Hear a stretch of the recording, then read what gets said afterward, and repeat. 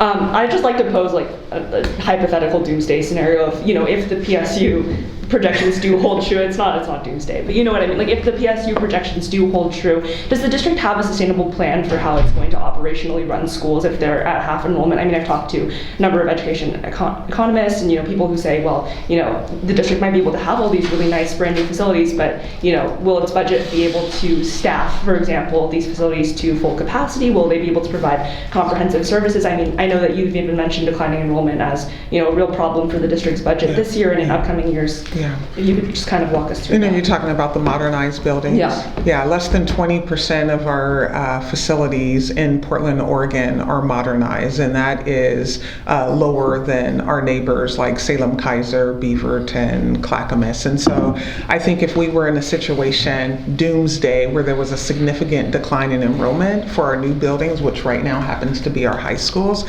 then we would look to see how we can consolidate where possible. We also know that we have middle school buildings that are in failing and poor condition. And I will tell you, there is no situation where a newly modernized, community invested high school will go empty or even be half full. We would be actively working to make sure that we can house our students. And that may mean looking at programs differently. I mean, I may not be alive to see it, but being able to still have a high school that can house K-12, 6-12, whatever that may look like, I mean, that's an option. It would be different if we were saying like this bond would modernize all 80 facilities. I mean, we're still talking about less than 20%. An average age of our facilities at 44 years old across the nation, and yet we're still sitting at 76. Like that, I can't even imagine a situation where we won't be able to access and utilize a building that our community has invested in.